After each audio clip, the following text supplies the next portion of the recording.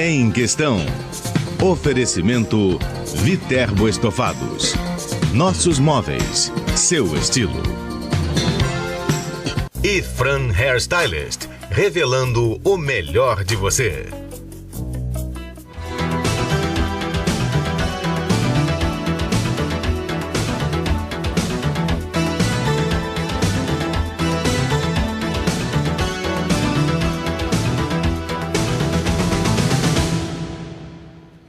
A radiologia tem aplicações que vão além da área da saúde. Ela também é utilizada na indústria para esterilizar materiais, padronizar o peso e o tamanho de produtos, checar a condição de equipamentos. A radiologia industrial é o tema em questão de hoje. O nosso convidado é o engenheiro nuclear Josilto de Aquino.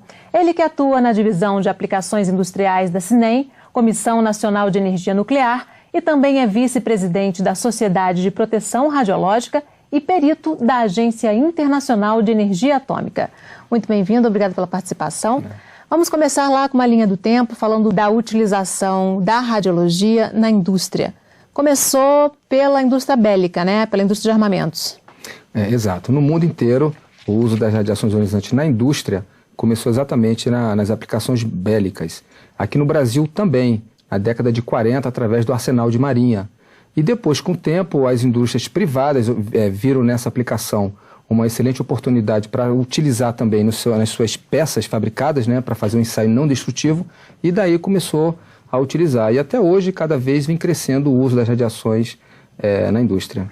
Primeiramente, nessa forma de inspecionar, né, se o produto, no caso, os primeiros, as armas, tinham algum defeito, algum problema, né? Exatamente. Começou com controle de qualidade das armas, não é? Que é uma das práticas que é chamada radiografia industrial, que pode ser feita tanto com raio-x quanto com raios-gama. Nesse começo se utilizava muito raio-x, as fontes radioativas ingressaram depois com as novas tecnologias, né? Uhum. É possível ver, né, com raio-x, por exemplo, se tem alguma fissura, se tem algum defeito, né? Exatamente. Esse é o principal objetivo, porque quando você detecta antes de entregar para um consumidor, né, você garante com uma qualidade do seu produto e evita que um usuário tenha qualquer tipo de acidente com aquele material mal produzido, né? Até hoje, o controle de qualidade é um dos setores na indústria que mais utiliza a radiologia, né? Sem dúvida. Hoje, nesse mundo globalizado, você produz um produto aqui, mas vende em qualquer parte do mundo, né? Então, quanto melhor a sua qualidade, melhor vai ser a sua venda. Então, todo mundo busca qualidade. E uma das maneiras onde você encontra maior qualidade, maior confiabilidade no seu produto é através das radiações ionizantes. Isso também é muito utilizado na indústria de petróleo, né? Para verificar aquelas grandes tubulações, né? Como é que é isso? Na área de petróleo se utiliza de várias maneiras as radiações ionizantes. Uma delas é isso, as tubulações que passam gás ou petróleo, né? Porque quando as tubulações são soldadas, elas são radiografadas durante a fabricação e depois também na montagem nos locais, nas ruas ou nas fazendas. Ou seja, elas são soldadas uma a uma e essa solda precisa ser radiografada para evitar que durante quando começar a produzir, passar gás ou passar petróleo, eles passam com alta pressão. Então tem que ter uma radiografia para poder garantir que ele não vai romper durante a utilização. A radiografia mostra se tem alguma bolha, se tem alguma falha que possa, com a pressão, exatamente. E são padrões internacionais. Acidente. Exatamente. São padrões internacionais adotados também pelo Brasil. Nesse sentido, a radiologia, ela consegue evitar acidentes ambientais, né? Também. Eu me recordo que houve na década de 80 um acidente em Cubatão, onde um oleoduto com petróleo se rompeu e não havia, na época, não tinha sido feito um adequado controle de qualidade. E aquilo se rompeu e toda uma comunidade ali, uma favela, né, foi toda incendiada. Hoje, essa verificação dessas tubulações de produtos inflamáveis e perigosos, ela é obrigatória? Ela é obrigatória, mas existem várias técnicas que você utiliza, ou seja, na tubulação de gás, quando vem aquele gasoduto Bolívia-Brasil, ele foi todo radiografado. Só que os ramais, dependendo da pressão que vai receber o gás, ele deve ser radiografado ou utilizar outras técnicas. tá? Mas quando ele é obrigado, porque normalmente quem exige é a própria Petrobras, né? Uhum. A gente falou de controle de qualidade, também é utilizado no controle do peso, da quantidade, da espessura de produtos, né? Como é que é isso? Isso já foi uma fase mais adiante, depois que as empresas começaram a entender mais as propriedades das radiações ionizantes e descobrindo outros tipos de radioisótopos, foram começando a utilizar. Hoje, dentro dessa área que você falou, você tem fontes radioativas de cobalto, de césio, de criptônio, de estrôncio, de bromécio, de americium, que fazem o quê? Você pode medir o peso de produtos, a umidade, a gramatura, a espessura, a vazão e outras propriedades também, utilizando radiação ionizante. Como, por exemplo, nas bebidas. Nas fábricas de bebidas, você utiliza para medir o quê? Medir o nível das latinhas. Né? Você, como consumidor, você tem que ter uma garantia que as latas estão dentro do padrão. Nem é mais, nem é menos. Então, e é por isso que hoje a gente tem esse nível tão preciso, né? Exatamente. A fonte radioativa ou o raio-x, que são dois, você usa ali uma fonte ou de americium ou equipamento de raio-x, ele te garante que dentro de cada latinha você vai ter lá a quantidade que vem na embalagem. Também na indústria de papel, né? A espessura do papel, ela tem esses medidores, né? Dá para explicar mais ou menos como é que funciona um medidor desse? Isso. Na indústria de papel, eles utilizam fontes radioativas em várias etapas. E na final foi essa que você citou, que é para medir a gramatura do papel. Quando nós vamos numa loja para comprar uma resma, né? Você vai lá e compra, eu quero mais fino, mais grosso e tal. Mas na verdade é gramatura que a gente fala. Exemplo, essa folha 4, ela tem 75 gramas de centímetros quadrados, certo? Ou 90, depende do que você quer comprar. Mas quando você vai lá para comprar, você pede uma de 75, você quer que cada folha tenha. E quem garante isso são fontes radioativas também. Ou seja, isso já é no final do processo de uma indústria de papel e celulose, que ela produz aquele papel e um equipamento com uma fonte radioativa vai varrendo, vai passando de um lado para outro enquanto o papel está sendo produzido e verificando a gramatura. E garante que ali tem a gramatura especificada. Tem do outro lado um medidor, né? Isso. Como é que é? Explica só para a gente ter, para quem está assistindo ter uma ideia.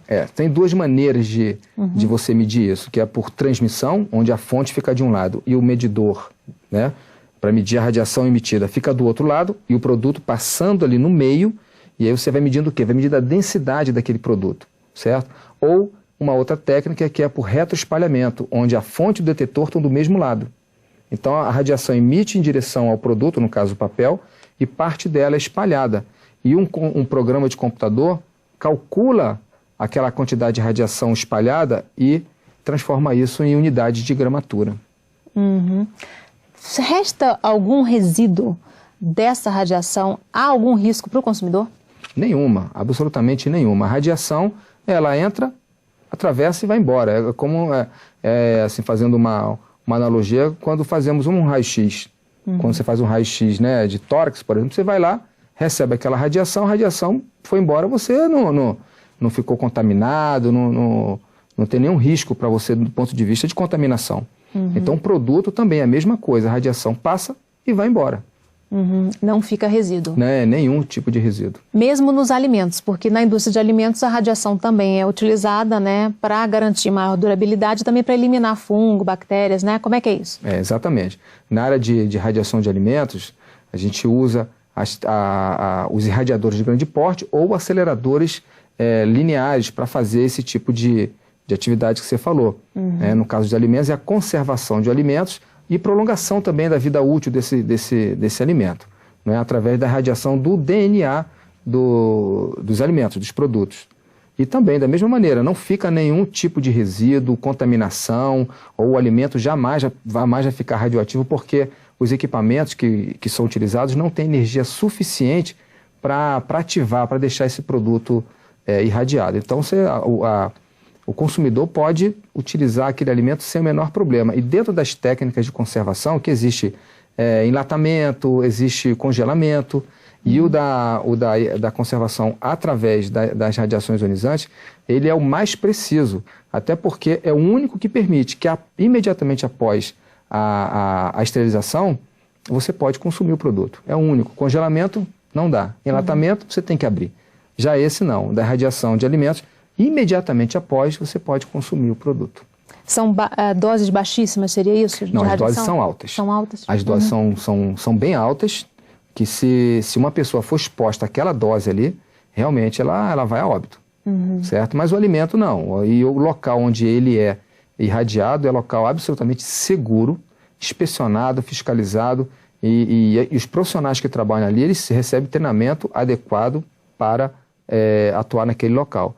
Então, as doses para o produto são altas porque precisam dessas doses altas. Tá? Que tipo de alimento? Quanto maior a dose, maior o efeito que você vai obter naquele alimento. Que tipo de alimento costuma passar? Usualmente frutas. Usualmente frutas. A irradiação de alimentos, você elimina, por exemplo, a quarentena que muitos países exigem, né?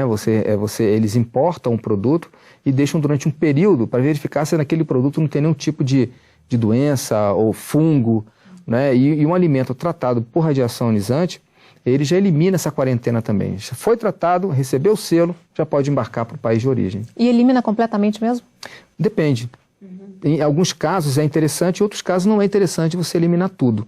Tá? O que você quer? Quanto mais tempo, quanto maior a dose que você vai dar no seu produto, fica mais caro também. Encarece o produto. Então, se você quer dar uma dose para prolongar muito o alimento, aí tem que ser uma dose maior, certo? Vou te dar um exemplo, um frango. Se você assar um frango, certo? Você vai assar o frango, coloca ele numa embalagem adequada e coloca lá para tratar através da radiação ionizante, você pode ficar até 5 anos com aquele frango bem embalado fora da geladeira. 5 anos. É um tempo bastante... Impressionante. É impressionante. Né? Mas para acontecer isso, tem que dar uma dose bem alta. Mas aí, nesse caso, também não tem risco para o consumidor? Nenhum. A radiação passou e foi embora. E nessa parte de radiação de alimentos, isso não começou agora, isso já se estuda há mais de 50 anos. Pra você ter uma ideia, os astronautas, todos os astronautas, desde a década de 70, eles só levam alimentos tratados por radiação ionizante para o espaço. Quantas empresas no Brasil trabalham com fontes radioativas? Hoje no Brasil existem cerca de 3.500 empresas entre usuárias, entre hospitais, centros de pesquisa e também na área industrial. Quase 2.000 dessas empresas, dessas instalações, são da área industrial. Ou seja, hoje a área industrial já utiliza quase tanto ou mais que a área da saúde? Sim. Atualmente, mais de 50% de todas as autorizações emitidas pela CENEM, Comissão Nacional de Energia Nuclear, que é o órgão que regula essa área aqui no país, são da área das aplicações industriais das radiações ionizantes. Nós vamos fazer mais um rápido intervalo. No próximo bloco, continuamos falando sobre radiologia industrial. Em questão, volta em instantes. Até já.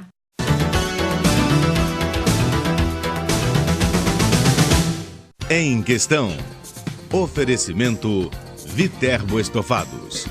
Nossos móveis, seu estilo. E Fran Hairstylist, revelando o melhor de você.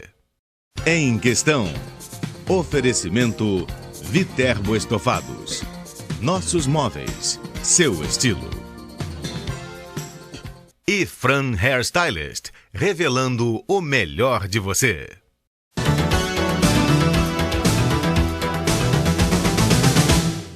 O Em Questão está de volta falando sobre radiologia industrial. Nosso convidado é o engenheiro nuclear Josilto de Aquino, ele que atua na divisão de aplicações industriais da CINEM, Comissão Nacional de Energia Nuclear, e também é vice-presidente da Sociedade Brasileira de Proteção Radiológica e perito da Agência Internacional de Energia Atômica. Josilto, a gente falou no outro bloco sobre a esterilização, né, as propriedades, né, de esterilização da radiologia que são utilizadas na indústria de alimentos. Que outras indústrias também utilizam essas propriedades da radiação?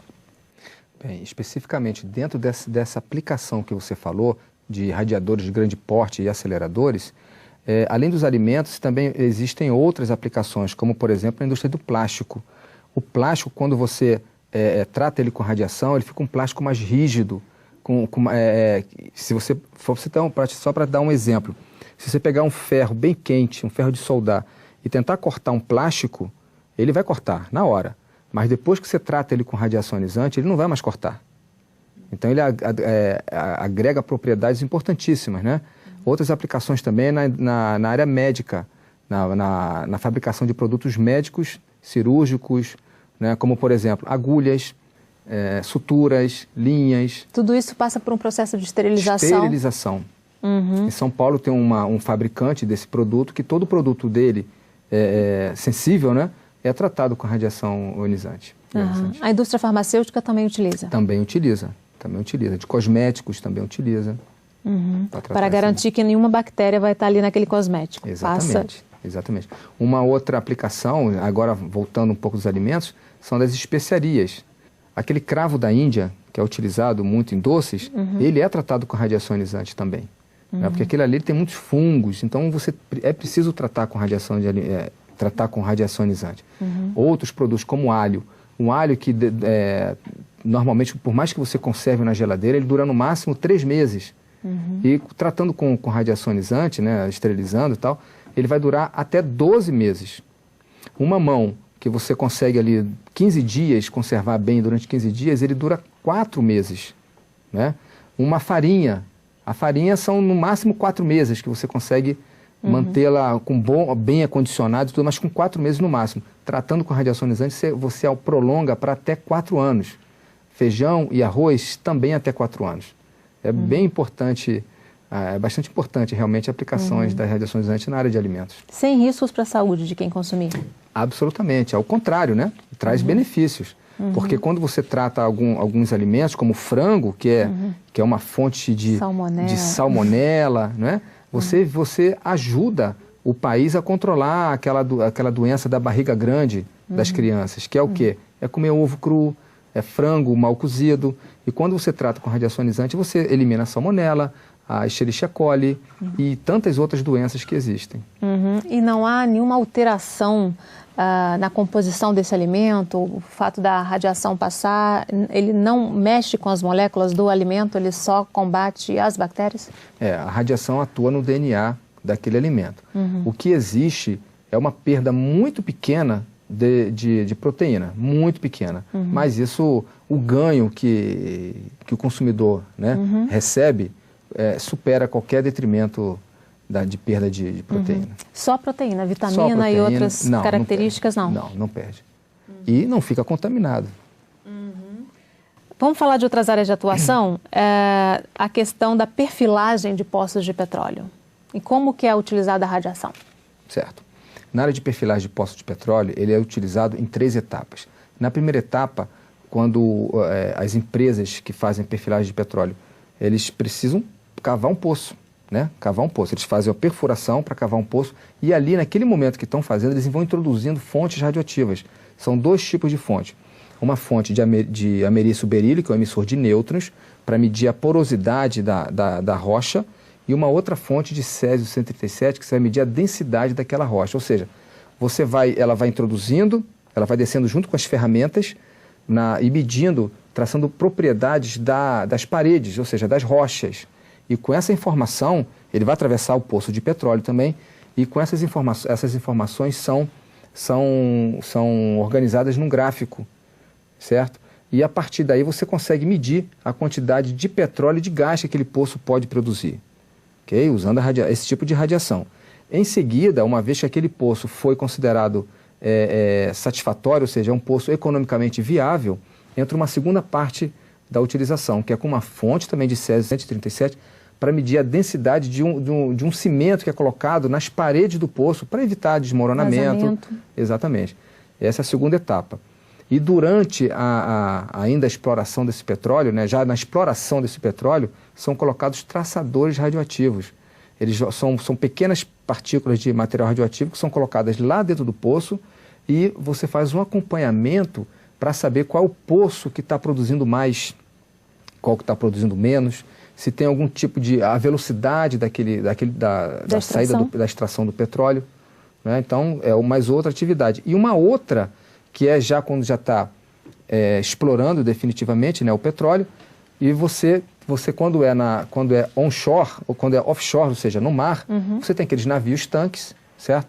E o petróleo vai subindo e o petróleo primeiro passa por um decantador e um separador de fases, na verdade, esse é o nome científico dele, né? Um separador de fases que você separa ali a água, a areia, o gás, que vem tudo misturado, o petróleo e a espuma. Quando o petróleo sai da rocha, ele vem com todos esses materiais.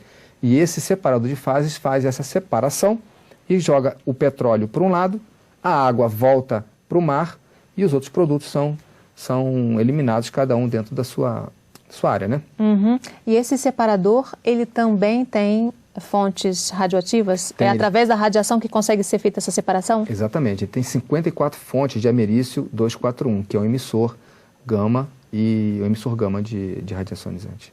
Uhum. Também tem uma aplicação curiosa, que é o envelhecimento de pedras preciosas. Quer dizer, consegue, num espaço curto de tempo, fazer o que a natureza faz aí durante séculos, é? É exatamente isso. A pedra, ela vira preciosa exatamente por causa da radiação natural que existe nas rochas. Não é? A radiação, ela acelera a impureza que existe na pedra preciosa. Então, os cientistas descobriram isso. Então, o que eles fizeram? Pegaram a radiação ionizante, dá uma alta dose naquelas pedras e ela vira preciosa. Rapidamente, o que levaria muito tempo, né? Que levaria muito tempo. Ou seja, eles aceleram a impureza que existe dentro da pedra e ela... O processo natural de purificação acontece de forma acelerada. Em poucos minutos. Em poucos minutos? Poucos minutos. O que levaria séculos. O que levaria séculos. Uma outra área de aplicação é a segurança, né? Aeroportos, presídios. Nesse caso, é um outro tipo de radiologia, digamos assim, é como se fossem scanners, né?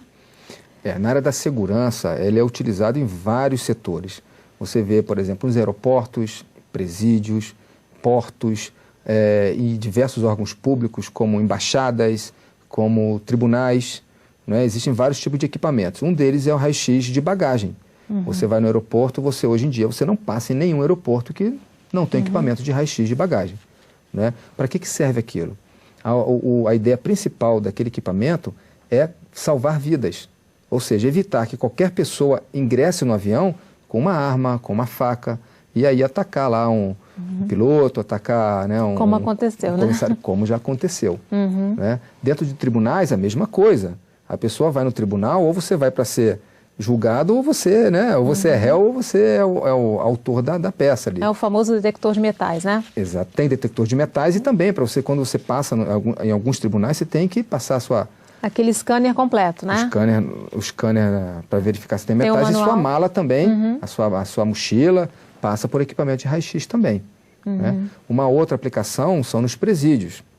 Nos presídios você tem dois tipos de equipamentos. Tem o equipamento de raio-x de bagagem também, quando uma visita passa ou um preso vai passar por ali, é feita uma inspeção com equipamento de raio-x, e também um outro equipamento que já está sendo incluído em vários presídios do país, que é um equipamento chamado Borescan. O Borescan é um equipamento para escaneamento corporal. Né?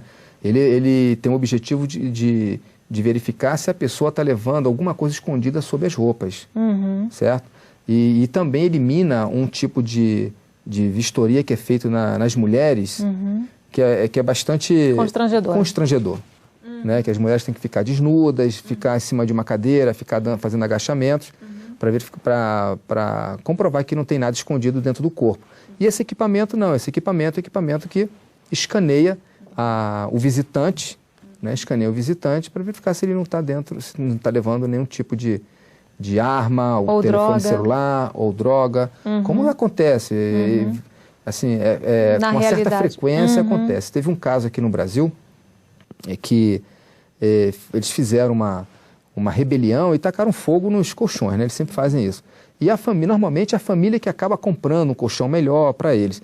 E um desses colchões que estava entrando, passou pelo Borescan, e tinham 8 celulares com 8 carregadores. E quem detectou foi o equipamento, o Borescan, que era utilizado para escaneamento corporal, né? E sempre encontra, você vai encontrar na internet, você vai ver uma quantidade enorme de imagens com pessoas portando drogas, portando celular dentro do corpo, né? A nossa preocupação é sempre com a segurança, né? Nesse caso, esse tipo de equipamento, ele oferece algum tipo de risco na utilização? O Borescan? Não, ele emite uma dose. A pessoa que vai submeter aquele tipo de inspeção, ele vai receber uma dose. Mas a Comissão Nacional de Energia Nuclear também controla isso. Cada equipamento, cada modelo de equipamento, Borescan, que ingressa no país, ele só pode ser utilizado após a Comissão Nacional de Energia Nuclear fazer uma análise, uma vistoria naquele equipamento.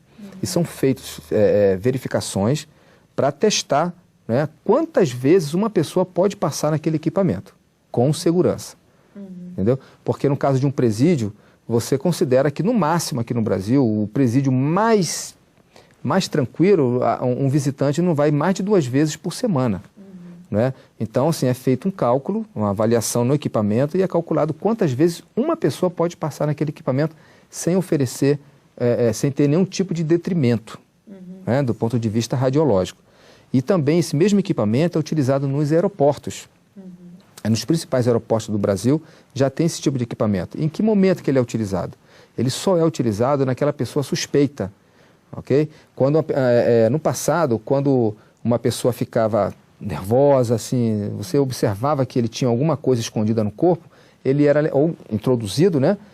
Tinha engolido alguma coisa, você levava para o hospital para radiografar o estômago dele. Hoje não. Nos principais aeroportos você tem esse equipamento, Borescan, e é feita a inspeção ali, em loco, e verificado se ele está portando drogas ou não. Recentemente foi encontrado um aqui no Brasil que também estava portando drogas.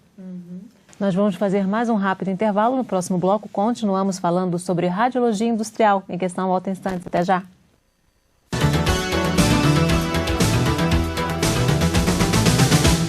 Em Questão, oferecimento Viterbo Estofados. Nossos móveis, seu estilo. E Fran Hairstylist, revelando o melhor de você. Em Questão, oferecimento Viterbo Estofados. Nossos móveis, seu estilo. E Fran Hairstylist, revelando o melhor de você.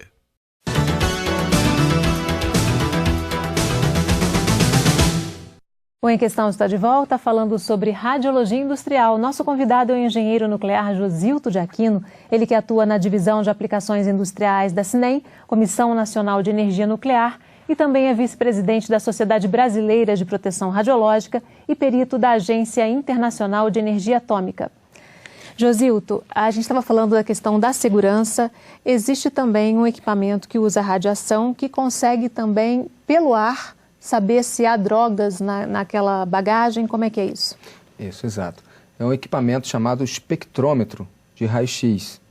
É um equipamento que o profissional se aproxima das malas e ele emite um ar. E esse ar é imediatamente capturado.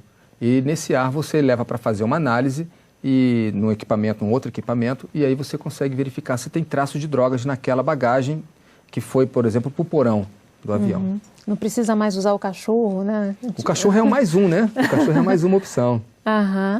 Já tem uma alternativa aí, né? Exatamente. Você me falou também que, no caso, por exemplo, dos chefes de Estado, é feita uma varredura com o uso da radiologia dos locais por onde o presidente vai passar, a presidente vai passar? Quando um presidente vai se hospedar em algum hotel, a Polícia Federal e os órgãos, né, da presidência vão naqueles hotéis e fazem toda uma verificação nos quartos, inclusive nas paredes, usando radiação, para verificar se não tem nenhum tipo de bomba ou algum outro tipo de artefato que venha, né, a causar algum dano para essas autoridades. Ou até mesmo câmera também? Câmeras, exatamente. Tudo isso é verificado. E, inclusive, durante a Copa do Mundo, em 2014, os estádios utilizaram muito esses controles. Tanto na entrada com os equipamentos de raio-x de bagagem, mas também durante os jogos. Durante os jogos nós fizemos muitas inspeções, andando com equipamentos ligados para medir a radiação, para verificar se não tinha ninguém portando algum tipo de radiação que pudesse causar provocar um atentado nos estádios. E quando chegava tinha alguém portando algum tipo de objeto que pudesse ser usado, né? Isso, fazer uma que a gente chama de bomba suja. Uma bomba suja é você pegar um material radioativo e explodir com um TNT, por exemplo, e aí causar aquele pânico, né, no local. Vai todo mundo ficar contaminado e cria todo aquele pavor. Atentado, né? Um atentado. Então, em grandes eventos, né, como Copa do Mundo, exatamente, como vai ser agora a Olimpíada. O país está preparado para isso. e não tem, sem sombra de dúvida. E esses equipamentos utilizados lá durante a Copa do Mundo, ele era utilizado desde que as delegações chegavam no aeroporto e todo o trajeto deles até o aeroporto, do aeroporto até o hotel e do hotel até o estádio, tudo era monitorado. Né? Inclusive dos árbitros também era tudo monitorado. O local onde os vestiários, né, onde os jogadores trocavam de roupa, ou colocavam seus uniformes, 1 hora antes, na véspera, e também 1 hora antes de começar a partida, eles eram vistoriados. E por todos os atores, como o SENEM, para verificar as radiações, como Polícia Federal, o Exército. O mesmo esquema está sendo preparado para as Olimpíadas? O mesmo esquema. As nossas roupas também passam por algum tipo de controle radioativo? Passa. Os principais fabricantes no Brasil, eles utilizam fontes radioativas de criptônio para verificar a trama dos tecidos. Tecidos, feltros também utilizam a mesma tecnologia. Na fabricação de plástico também, para você medir a gramatura do plástico, todos esses utilizam a tecnologia com radiações ionizantes. Ou seja, a gente não faz ideia, mas a radiologia está aí em toda parte, né? Presente. Em quase tudo que a gente utiliza, né? Vamos falar de segurança agora mais detalhadamente. Quem regulamenta esse setor? Como é que é feita a fiscalização? Quem inspeciona esses equipamentos? Aqui no Brasil, a autoridade reguladora é a Comissão Nacional de Energia Nuclear. Ela que é responsável por regular, ou seja, fazer normas e fiscalizar o uso seguro dessas fontes de radiação em todo o território nacional. Como é que é feito isso? Isso é feito através de fiscalizações periódicas. Dependendo do risco que cada prática apresenta, existe um nível de uma periodicidade de inspeção, que pode ser anual, bianual ou a cada 3 anos. Né? Então, os fiscais da SENEM vão nesses locais e fazem inspeções. Mas antes disso tudo, quando uma empresa deseja utilizar uma fonte radioativa, ela tem que expressar esse desejo através de documentos, junto à SENEM, comprovando que ela tem um local adequado para utilizar, que ela tem um local adequado para armazenar, caso seja necessário, que ela tem profissionais capacitados do ponto de vista de proteção radiológica para utilizar essas fontes e gerenciar. Após ela comprovar tudo isso, ela submete um plano de proteção radiológica e após ela comprovar tudo isso, a SENEM emite uma autorização com prazo para que ela, com prazo de validade, né, para que ela possa utilizar essas fontes radioativas. E ela é fiscalizada periodicamente.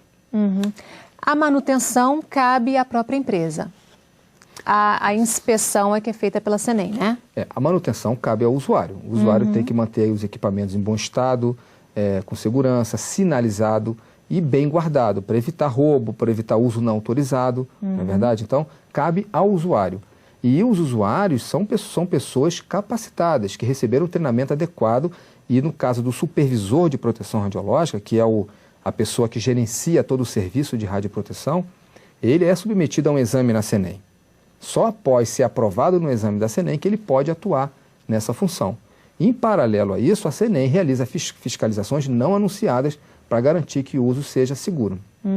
Onde tem um equipamento desse, uma fonte radioativa, a SENEM sabe, é feito um rastreamento mesmo, tem um mapa de onde estão essas fontes, né? Exatamente. A SENEM tem todo o controle da localização e quem são os responsáveis pelo uso dessas fontes radioativas no Brasil. Agora, descarte. Como evitar novos acidentes, como foi o do Césio 137 lá em Goiânia, com uma cápsula, né, que não era mais utilizada, foi parar no ferro velho e acabou as crianças manipulando, foram contaminadas, a família foi contaminada, acabaram morrendo, né? Foi uma coisa muito triste. Como evitar o descarte inadequado? O acidente de Goiânia foi realmente uma catástrofe e é considerado o maior acidente radiológico do mundo, até hoje. Mas foi também de grande ensinamento para o Brasil e também para o mundo, para o mundo inteiro. Então, a partir do acidente de Goiânia, o país começou a olhar essa área com mais atenção. E a partir daí as normas foram atualizadas, os procedimentos foram revistos. E hoje o Brasil ele é um fomentador de treinamento nessa área, em todo o mundo. Como é feito o descarte, então, desse material? O descarte, a entrada desse material radioativo no Brasil é controlado. certo? E nesse momento que as empresas adquirem esse equipamento, após a CENEM dar uma autorização para que eles importem, eles assinam um documento que eles têm que ou devolver após o uso, né? Após o tempo de vida útil desses equipamentos, ou ele devolve para o fabricante, para que não fique aqui no Brasil, ou ele vai entregar para a CENEM, vai fazer uma doação à CENEM desse equipamento. E a CENEM coloca nos seus depósitos com segurança. Riscos ambientais desses equipamentos. Hoje eles são mais seguros? Em que condições estão essas fontes radioativas? Toda fonte radioativa selada, ela é duplamente encapsulada. Então, para que haja um rompimento e ela venha contaminar o meio ambiente, é muito raro. Até porque, na época do acidente de Goiânia, a fonte já era duplamente encapsulada, mas ela era um pó. Hoje em dia, não é permitido mais fabricar fontes radioativas com essa propriedade. Ela tem que ser sólida. Porque caso venha a ser rompida, ela vai continuar ali. Vai haver, obviamente, uma pequena contaminação, mas vai ficar restrito àquele local. Não vai ser mais possível, como aconteceu com Goiânia, quando romperam aquela cápsula e foi distribuído o pozinho para muitas pessoas. O que a gente pode esperar do futuro da radiologia industrial? Quais as possíveis novas fronteiras, as possíveis novas aplicações? Olha, a cada ano vem crescendo o uso das radiações ionizantes. Por ser uma tecnologia muito sensível, né, a quantidade de aplicações é enorme. Haja vista, por exemplo, os Borescan. O Borescan, você tem esses equipamentos de 5 anos para cá. Né? São equipamentos novos que a cada ano aumenta o número de utilizações. Aqui no Rio de Janeiro, a maioria dos presídios vai começar agora a utilizar esses equipamentos. Aqui no Brasil, o primeiro a ser utilizado foi aqui em Jericinó, em Bangu. Então, o Borescan é uma área que vai crescer muito ainda, está crescendo e vai crescer muito ainda. Uma outra área também que começou a crescer de 7 anos para cá, que foi a inspeção de contêineres em portos e fronteiras. É um equipamento também muito utilizado, porque hoje, para um inspetor federal fazer uma inspeção de um container, quando chega num porto, ele primeiro tem que aguardar dias na fila para ser inspecionado. Depois ele tem que abrir, olha lá, e quando está cheio você não consegue de fato observar tudo. Acaba sendo meio por amostragem, Por amostragem. E agora não, agora você consegue, existem equipamentos que conseguem inspecionar até 120 containers por hora. Isso é um ganho para o país. E agiliza imenso. Também, né? E agiliza. Né? Isso representa lucro para o país, não é verdade? Né? Quanto menos tempo o equipamento, um container fica retido, né? É melhor para todos. Então, esse equipamento, ele inspeciona todo o interior do container.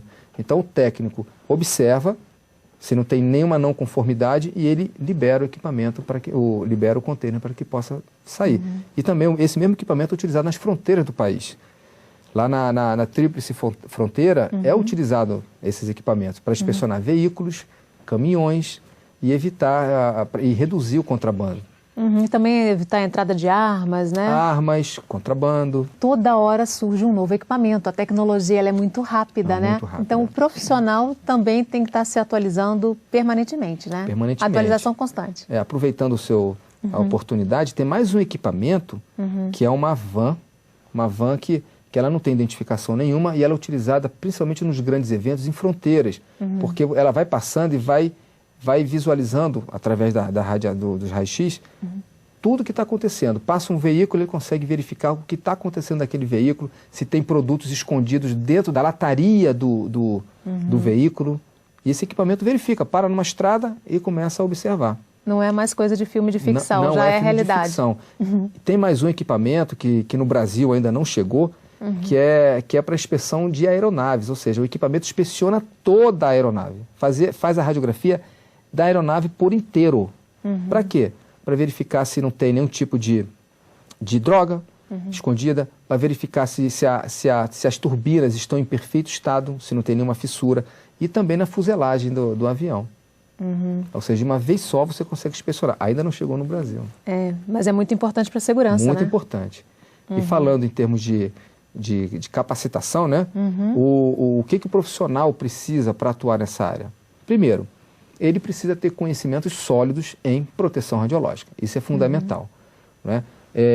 Existem 2 tipos de profissionais. Existem os profissionais de nível superior, que são os supervisores de proteção radiológica. Que são os tecnólogos, né? Que os tecnólogos de radiologia também fazem parte desse grupo de profissionais, que para ser supervisor precisa submeter-se a um exame na CENEM e escolher qual área que você vai querer. Você pode escolher se certificar em radiografia industrial, em medidores nucleares, em perfilagem de poços de petróleo, em aceleradores industriais, em radiogigantes de porte, traçadores radioativos, ou seja, tem uma gama de opções para o profissional tecnólogo se especializar e assumir o serviço de radioproteção de uma empresa. Né? E existe o pessoal de nível médio, de nível técnico, que são as pessoas que operam os equipamentos, certo? Como no caso da radiografia industrial, a gamografia, um equipamento de escaneamento de containers, são operadores. E existem também os profissionais que são técnicos em proteção radiológica, que fazem a proteção radiológica dentro de uma instalação. É um mercado muito novo, né? E está em expansão. Como é que está esse mercado? É novo e está em expansão. Se você fizer um cálculo rápido, eu falei que existem quase 2.000 empresas no país. 2.000 empresas. Cada empresa dessa vai ter que ter, no mínimo, 2 supervisores de proteção radiológica. No mínimo, porque tem empresas que têm 8, 9. Então, você dá para ver que tem uma quantidade só de supervisores, ou seja, um mercado amplo aí para os tecnólogos. E também para o pessoal de nível médio, porque cada setor desse, uma empresa que tem muitas fontes, ele vai ter que ter muitos operadores. E no caso, pela tua experiência, aí já são quantos anos já nisso? Eu trabalho já há 31 anos na Comissão Nacional de Energia Nuclear. Pela tua experiência, é um mercado que vai continuar crescendo, a indústria vai utilizar cada vez mais esses equipamentos, né? Vai, não tem como voltar atrás. O equipamento que usa radiação ionizante, ele tem uma confiabilidade que chega a 99%. Então não tem como você retroagir e usar tecnologias menos eficazes, né? Para o controle de qualidade é a maior garantia, né? Controle de qualidade, controle de produção. Tá certo. Infelizmente, nosso tempo terminou. Agradeço muitíssimo a participação do engenheiro nuclear Josilto de Aquino. E a gente tem um encontro marcado no Próxima Questão. Espero você. Até lá.